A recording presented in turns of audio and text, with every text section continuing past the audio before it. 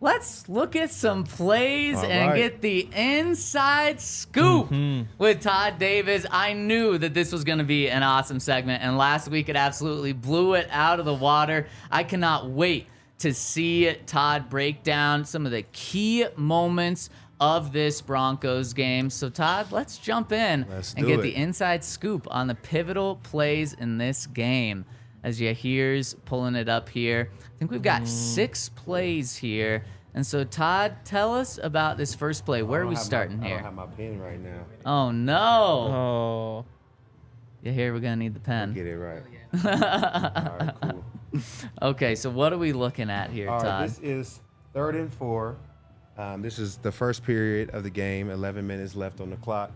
Thank you, Yahir. And this is what I want to talk about with rush and coverage, how well it can work together when the Broncos are playing good. So you have a 2-by-2 formation right here. You're going to see tight coverage, a body on a body. Everybody's lined up, everybody's tight, and what it does is it allows the rush to work. And I think that's what was happening towards the end of the game, is that there were so many open players down the field. Everybody's playing outside leverage, man. You got a whole player in the middle to help on any route, which is Alex Singleton. And this working together, if you can see it, everybody puts a body on a body. Everybody's covered. And this is what allows Randy Gregory to come around and get a sack. He has a good rush initially, but it's more a coverage sack. Yeah. He's blocked initially right here. But as the play goes on, this is such great coverage by the defense that it allows Randy Gregory to keep running the edge. It forces Sam Howell to come out of the pocket because nobody is open. Everybody's lined up. And this is what we call a coverage sack. This is when the Broncos are playing at their best, when they're allowing the rush and coverage to work together. And that's why they look so good in the beginning of the game, is because they were able to put this together well to allow Randy Gregory more time, and Jonathan Cooper and Nick Bonito, they had time to get to the pass rush because there wasn't so many open routes downfield starting early. All right, this is another play. This is the first touchdown for McLaughlin. This is 2nd and 2. And I just like this play a lot because it is perfectly blocked up. You see a hat on a hat with every offensive lineman. You see a great pull by Bowles to come up and get a block. Cortland Sutton, my bad, Bowles is coming out here. Cortland Sutton gets a hat on a hat. Blocked by Bowles, block. This is perfect blocking. This is exactly how you designed the play. And I think that, yes, we want McLaughlin to get in, but I think Javonte scores here, Samaje scores here. I don't think you can stop anybody on a hole like this. Look at this. Would I score? No, this tackle. Anybody but you. This is a TFL. Nah, you would get in there, my man, for sure. This is just perfect blocking, and I think if the Broncos can continue.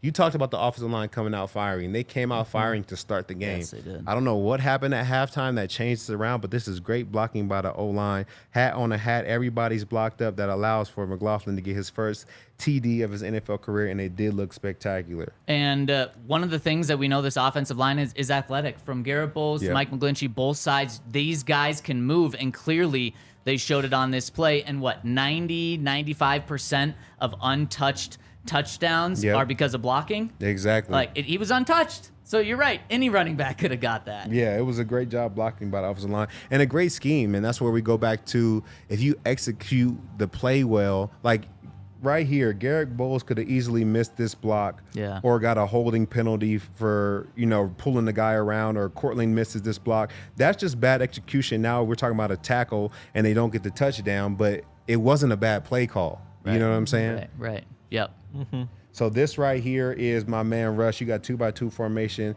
We call it slot. You got the tight ends downhill. You got the 2 wide receivers and Jerry Jeudy and Cortland up top. Broncos up 21-13. They have the ball on the Commanders' 45-yard line. I mean, it feels like the game's already over, but you can really end it. Exactly. I think you go up with a score here, 28-3. I think you really put them away. You put that nail in the coffin. But unfortunately, the Broncos aren't able to do that. And this is what I wanted to talk about as far as the momentum shift of the game. I think this was the game-changing play right here. You see a body on a body here. They're playing good defense, and Russ doesn't feel like he has time. The offensive line is giving up a key block in the middle right here. I think that is – who is that? Can't see who that is, but Chase Young. Chase Young coming up the middle, which forces Russ to scramble. And what Russ should do right here, when there is nowhere to go with the football, you got guys in pursuit, throw this ball away. Yes. Live to play another day. You don't have to make a spectacular play here.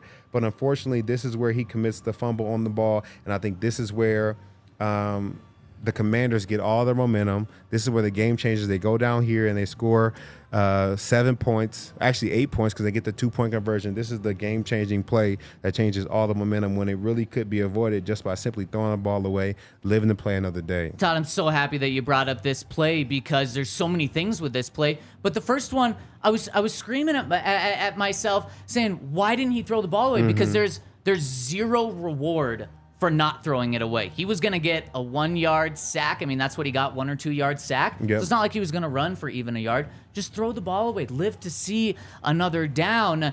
And one of the things that Sean talked about, he said the number one thing we talked about this week in terms of the key to win this game is not turning the ball over. He said last year, every single one of the Commanders' victories, they had at least one takeaway. Yep. All of their losses, they did not get a takeaway. Now, that's a pretty basic thing for most teams, but especially with certain teams like the Commanders, that's something you can't do, so Russ can't put the ball in harm's way. And when it's Russ going up against any defensive lineman, any quarterback going up against any defensive lineman outside of like Josh Allen, you are going to be putting the ball in harm's way. For sure. If it's like an easy sack and you're kind of running and the ball is going to be out anyways.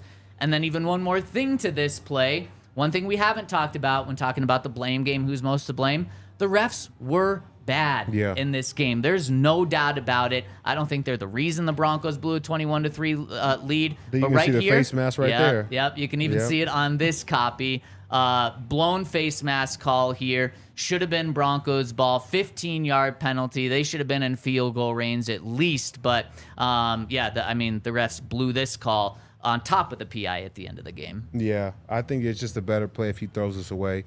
And, granted to I want to give a shout out to their defense. I mean, they definitely played a good play this play, and nobody was open, but that doesn't mean you have to take the sack or try to press to do too much. And then we want to talk about the defensive side of the ball. This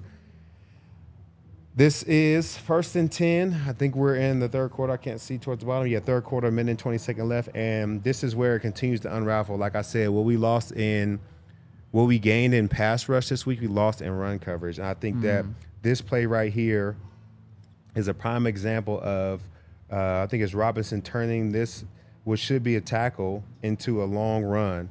He's able to break 1, 2, 3. I think Josie gets bumped out right here, so he skates free, but this is all on tackling and just not coming up and stopping the run.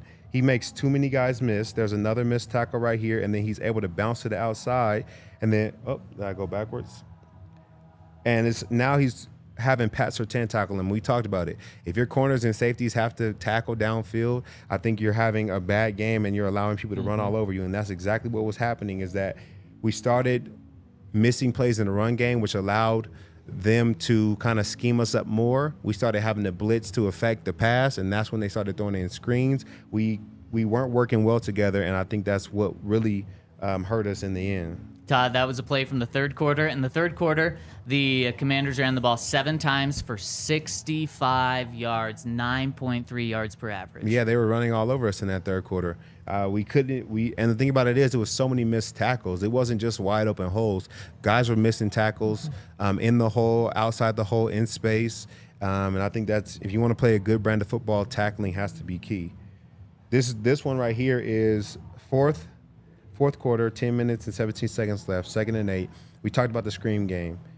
I don't know how Bieniemy knew so well what Van Joseph was trying to run here, but he could tell that this was going to be a blitz. You're going to have everybody blitz on this play, and what it looks like is a great sack coming, ends up being a huge play. You can't see the other side of this, but there's nobody out here. 1, 2, 3, 4, 5, 6. We have 6 guys here on the quarterback. We have 2 guys out blocking, and the rest of everybody else besides Justin Simmons is man-to-man. This is zero coverage.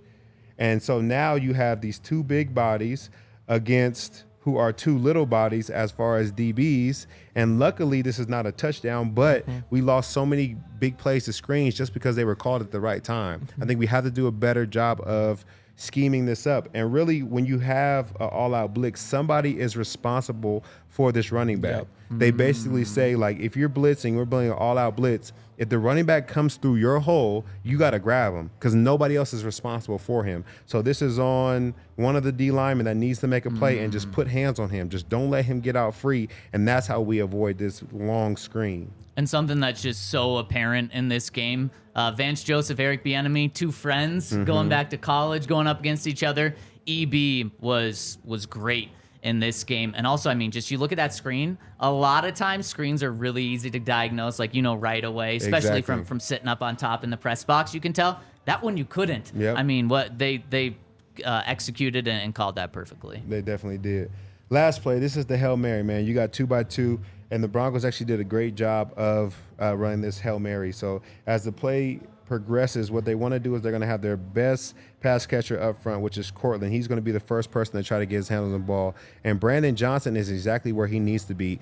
They have him go down there for the tip balls. He's not actually trying to catch this. They wanted to go to Cortland and have him fall in the end zone, but if he doesn't catch it, Brandon Johnson is exactly where he needs to be, and that's what leads to this great two-handed bobbled catch because he's in the right position. And this is just going to show you, like, even on crazy plays like a Hail Mary where you're throwing it up, if guys are in the right position, if they where they're told to be to execute the play, he did exactly what he was supposed to be, on the goal line, and he's looking for the tip ball. He's not jumping to catch it because it's not his ball. It's not his play to make.